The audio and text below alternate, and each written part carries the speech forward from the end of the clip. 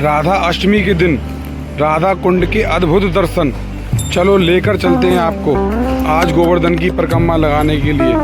अहोई अष्टमी के दिन एक भव्य नज़ारा, भक्तों का सैलाब अहोई अष्टमी पे उमड़ पड़ा है। आइए चलते हैं गोवर्धन की परिक्रमा लगाने के लिए। नमस्कार दोस्तों, एक बार फिर स्वागत है आपका हमारे एक और नए ब्लॉग में। और आज के ब्लॉग में हम आपको लेकर चलेंगे गोवर्धन की परिक्रमा देने, इसलिए आज का ब्लॉग थोड़ा खास रहने वाला है। तो चलो चलते हैं गोवर्धन की परिक्रमा देने के लिए।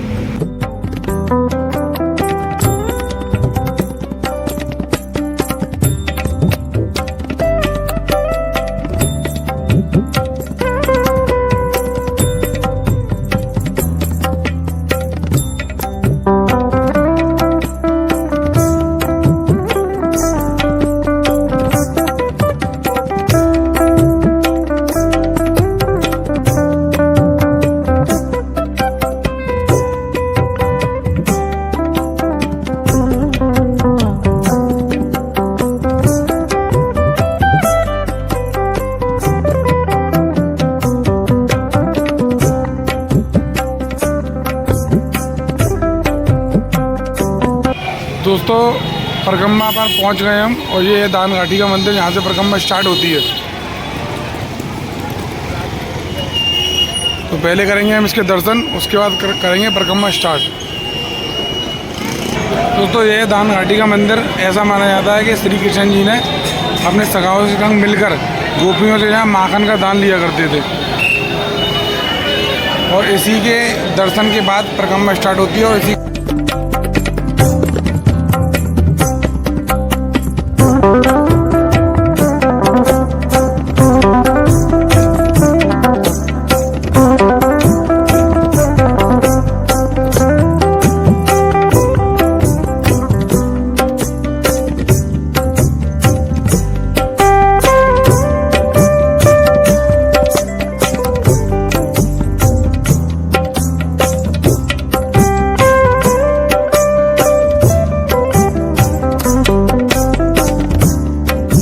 यहाँ से गोवर्धन की परिक्रमा शुरू होती है। दंडवती के रूप में भी लोग लगाते हैं परिक्रमा, 7 या 5 वो आपके अनुसार है। उसके बाद फिर हमने भी 7 दंडवती लगाई और परिक्रमा अपनी प्रारंभ की। गोवर्धन की परिक्रमा को मान्यतापूर्ण परिक्रमा माना जाता है। बहुत महत्व है इस गोवर्धन की परिक्रमा का। हमने 7 दंडवती लगाने के बाद परिक्रमा की आरंभ। अब चलते हैं हम आगे के मार्ग की ओर, अपनी परिक्रमा पूर्ण करने की ओर। उसके बाद कुछ ई रिक्शा खड़े हुए देख रहे होंगे आप। इनसे भी परिक्रमा लगाते हैं कुछ भक्त लोग। इनका किराया 100-150 रुपये के आसपास है। इन पर नहीं चला जाता वो इनसे परिक्रमा लगाते हैं। बाकी कुछ लोग पैदल लगाते हैं।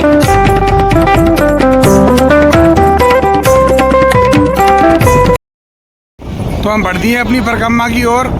और आज राधा अष्टमी के कारण बहुत सारे भक्त आए हैं एक साथ परिक्रमा लगाने, तो भीड़ हमें काफ़ी मिली है। और परिक्रमा मार्ग में कुछ दूर चलने के बाद आपके सीधे तरफ आपको गोवर्धन पर्वत मिलता है। और परिक्रमा मार्ग में कच्चा रास्ता और पक्का रास्ता दोनों है। ये कच्चा रास्ता है, यहाँ पे भक्त बहुत सारे भक्त कच्चे रास्ते पे चल रहे हैं और कुछ पक्के रास्ते पर भी चल रहे हैं।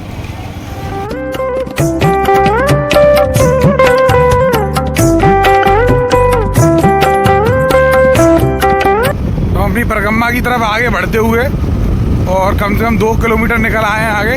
और राइट परिक्रमा मार्ग पर राइट हैंड पे सीधी तरफ गोवर्धन पर्वत है, जो माना जाता है अपने समय के हिसाब से ज़मीन के अंदर धंसता चला जा रहा है किसी शराब के कारण।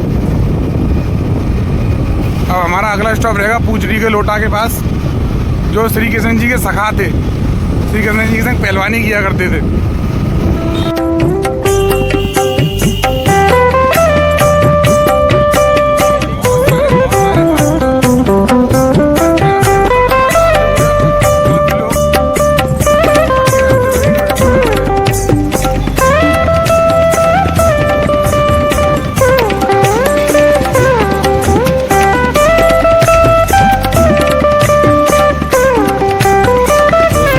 सकरसन कुंड पर अपने अगले पड़ाव पे। और ऐसा माना जाता है कि गोवर्धन के पर्वत से जो पानी गिरा था वो यहीं आगे रुका था।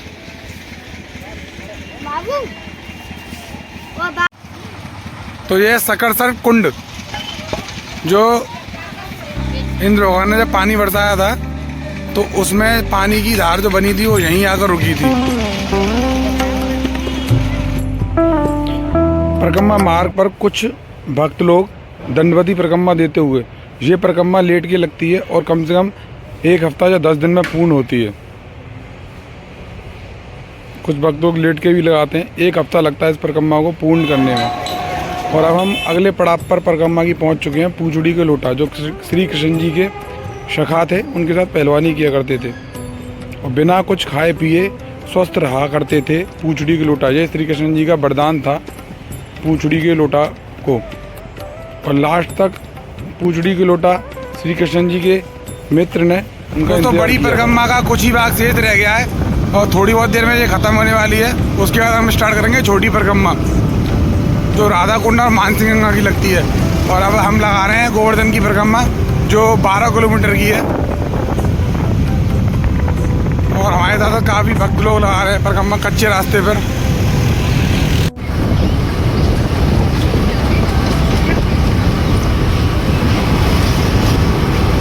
परिक्रमा लगाते समय सीधी तरफ हमारे आता है पर्वत, गोवर्धन पर्वत, जिसकी हम परिक्रमा लगाते हैं। और ऐसा माना जाता है परिक्रमा लगाने का एक अलग ही मान होता है, क्योंकि कोई भी अगर मनोकामना मांगी जाए परिक्रमा लगाने के बाद तो वो पूरी हो जाती है। और दोस्तों, यहाँ हमारी परिक्रमा ख़त्म हो गई बड़ी, और यहाँ से स्टार्ट होगी हमारी दूसरी परिक्रमा, छोटी है, जो 9 किलोमीटर की है, छोटी परिक्रमा मार्ग। तो दोस्तों, अब हम फिलहाल खाना खाते हैं बड़ी परिक्रमा पूरी करने के बाद।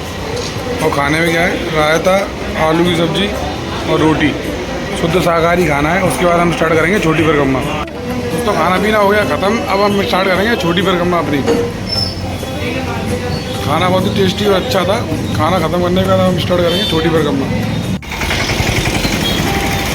दोस्तों, यहाँ से छोटी परिक्रमा स्टार्ट करते हैं।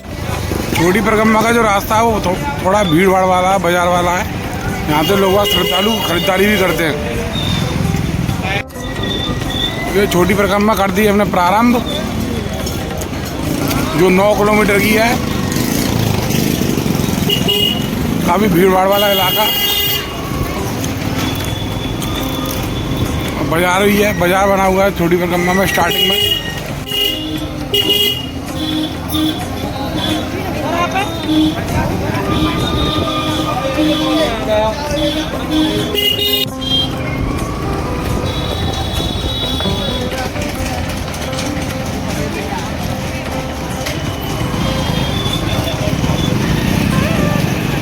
दोस्तों, छोटी परिक्रमा में हम कुसुम सरोवर और राधा कुंड की ओर बढ़ रहे हैं। 4 किलोमीटर के बाद राधा कुंड आने वाला है। हम छोटी परिक्रमा में चल रहे हैं अपने परिक्रमा मार्ग पर, और उससे पहले था कुसुम सरोवर आएगा। ये सभी भक्त परिक्रमा देते हुए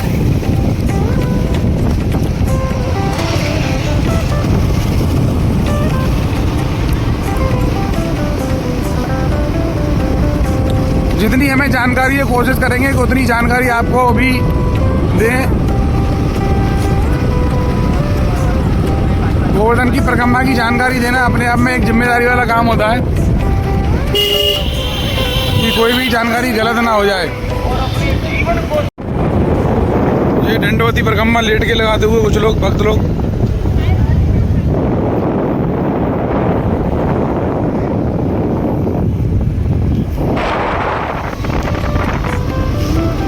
ये कच्चे मार्ग से परिक्रमा लगाते हुए बहुत सारे भक्त लोग।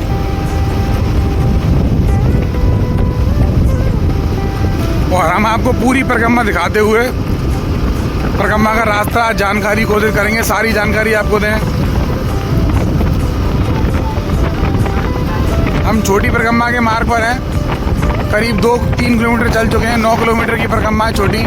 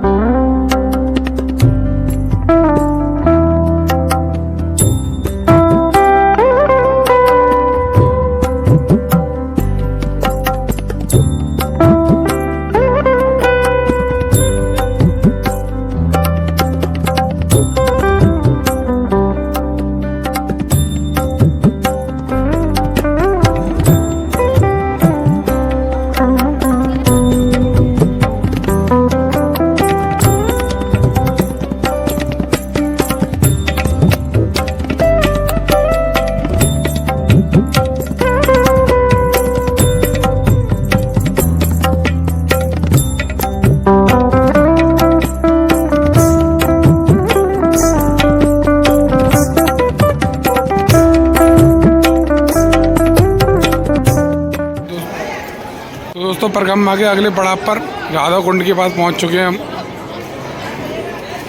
और ये है राधा कुंड। और आज राधा अष्टमी है, इसलिए काफ़ी भीड़ है आज के दिन जब हम आए हैं। तो ये राधा कुंड के दर्शन आप कर सकते हो, ये राधा कुंड।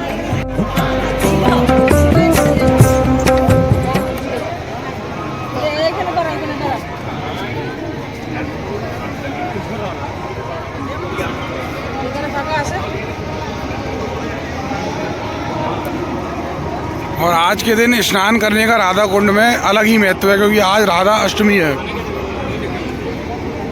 कोई करे